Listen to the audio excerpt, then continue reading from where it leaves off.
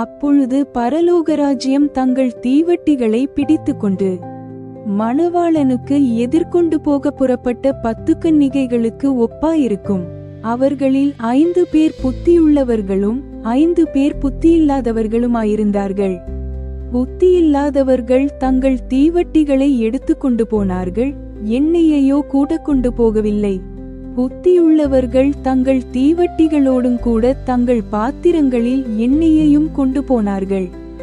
மணவாளன் வர தாமதித்தபோது அவர்கள் எல்லாரும் நித்திரைமயக்கமடைந்து தூங்கிவிட்டார்கள். நடுராத்திரியிலே, இதோ மணவாளன் வருகிறார், அவருக்கு எதிர்கொண்டு போக புறப்படுங்கள் என்கிற சத்தம் உண்டாயிற்று. அப்பொழுது அந்த கன்னிகைகள் எல்லாரும் எழுந்திருந்து தங்கள் தீவட்டிகளை ஆயத்தப்படுத்தினார்கள். புத்தியில்லாதவர்கள் புத்தியுள்ளவர்களை நோக்கி, உங்கள் எண்ணெயில் எங்களுக்கு கொஞ்சம் கொடுங்கள், எங்கள் தீவட்டிகள் அணைந்து போகிறதே என்றார்கள். புத்தியுள்ளவர்கள் பிரதியுத்தரமாக, அப்படியல்ல, எங்களுக்கும் உங்களுக்கும் போதாமலிராதபடி நீங்கள் விற்கிறவர்களிடத்திற்கு போய் உங்களுக்காக வாங்கிக் கொள்ளுங்கள் என்றார்கள். அப்படியே அவர்கள் வாங்க போனபோது மணவாளன் வந்துவிட்டார். ஆயத்தமாயிருந்தவர்கள் அவரோடே கூட கலியாண வீட்டுக்குள் பிரவேசித்தார்கள். கதவும் அடைக்கப்பட்டது. பின்பு மற்ற கன்னிகைகளும் வந்து, ஆண்டவரே, ஆண்டவரே, எங்களுக்கு திறக்க வேண்டும் என்றார்கள். அதற்கு அவர், உங்களை அறியேன் என்று மெய்யாகவே உங்களுக்கு சொல்லுகிறேன் என்றார். மனுஷகுமாரன் வரும் நாளையாவது நாழிகையையாவது நீங்கள் அறியாதிருக்கிறபடியால் விழித்திருங்கள். அன்றியும் பரலோகராஜ்யம் புறத்தேசத்துக்கு பிரயாணமாய் போகிற ஒரு மனுஷன் தன் ஊழியக்காரரை அழைத்து தன் ஆஸ்திகளை அவர்கள் வசமாய் ஒப்புக்கொடுத்தது போல் இருக்கிறது. அவனவனுடைய திறமைக்குத்தக்கதாக ஒருவனிடத்தில் 5 தாலந்தும் ஒருவனிடத்தில் 2 தாலந்தும் ஒருவனிடத்தில் 1 தாலந்துமாக கொடுத்து உடனே பிரயாணப்பட்டு போனான். 5 தாலந்தை வாங்கினவன் போய் அவைகளைக் கொண்டு வியாபாரம் பண்ணி வேறு 5 தாலந்தை சம்பாதித்தான். அப்படியே 2 தாலந்தை வாங்கினவனும் வேறு 2 தாலந்தை சம்பாதித்தான். 1 தாலந்தை வாங்கினவனோ போய் நிலத்தை தோண்டி தன் எஜமானுடைய பணத்தை புதைத்து வைத்தான். வெகுகாலமான பின்பு அந்த ஊழியக்காரருடைய எஜமான் திரும்பி வந்து அவர்களிடத்தில் கணக்கு கேட்டான். அப்பொழுது 5 தாலந்தை வாங்கினவன் வேறு 5 தாலந்தை கொண்டு வந்து, ஆண்டவனே, 5 தாலந்தை என்னிடத்தில் ஒப்புவித்தீரே, அவைகளைக் கொண்டு இதோ வேறு 5 தாலந்தை சம்பாதித்தேன் என்றான். அவனுடைய எஜமான் அவனை நோக்கி, நல்லது, உத்தமமும் உண்மையும் உள்ள ஊழியக்காரனே, கொஞ்சத்திலே உண்மையாயிருந்தாய், அநேகத்தின் மேல் உன்னை அதிகாரியாக வைப்பேன், உன் எஜமானுடைய சந்தோஷத்திற்குள் பிரவேசி என்றான். 2 தாலந்தை வாங்கினவனும் வந்து, ஆண்டவனே, 2 தாலந்தை என்னிடத்தில் ஒப்புவித்தீரே, அவைகளைக் கொண்டு இதோ வேறு 2 தாலந்தை சம்பாதித்தேன் என்றான். அவனுடைய எஜமான் அவனை நோக்கி, நல்லது, உத்தமமும் உண்மையும் உள்ள ஊழியக்காரனே, கொஞ்சத்திலே உண்மையாயிருந்தாய், அநேகத்தின் மேல் உன்னை அதிகாரியாக வைப்பேன், உன் எஜமானுடைய சந்தோஷத்திற்குள் பிரவேசி என்றான். 1 தாலந்தை வாங்கினவன் வந்து, ஆண்டவனே, நீர் விதைக்காத இடத்தில் அறுக்கிறவரும் தெளிக்காத இடத்தில் சேர்க்கிறவருமான கடினமுள்ள மனுஷன் என்று அறிவேன்.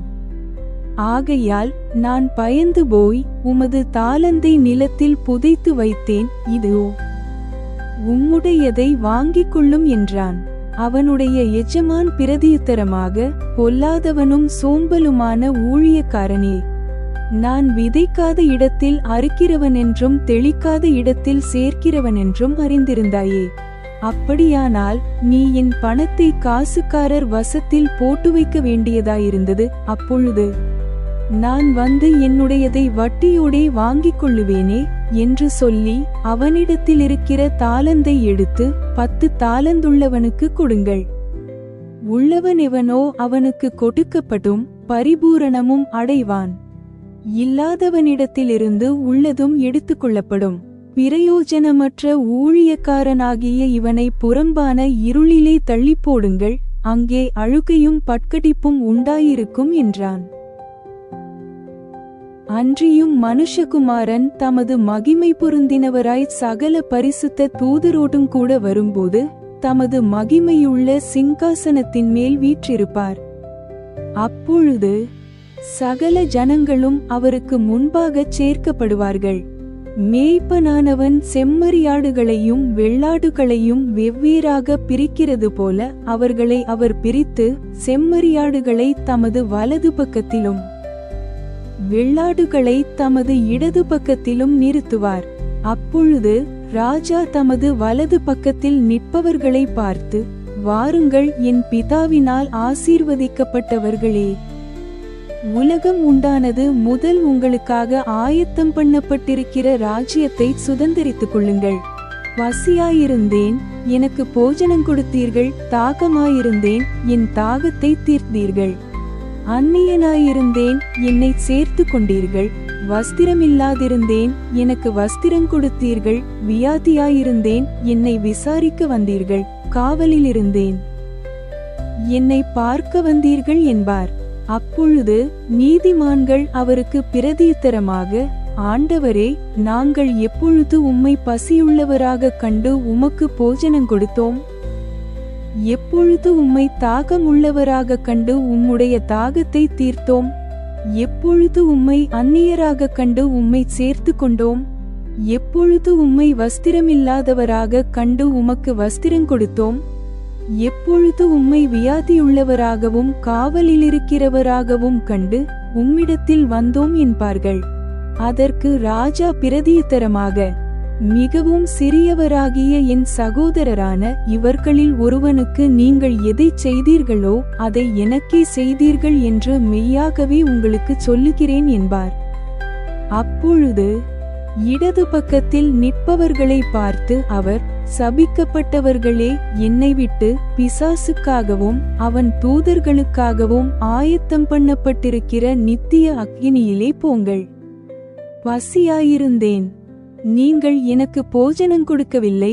தாகமாயிருந்தேன், நீங்கள் என் தாகத்தை தீர்க்கவில்லை. அந்நியனாயிருந்தேன், நீங்கள் என்னை சேர்த்து கொள்ளவில்லை. வஸ்திரமில்லாதிருந்தேன், நீங்கள் எனக்கு வஸ்திரம் கொடுக்கவில்லை. வியாதியுள்ளவனாயும் காவலிலடைக்கப்பட்டவனாயும் இருந்தேன், நீங்கள் என்னை விசாரிக்க வரவில்லை என்பார்.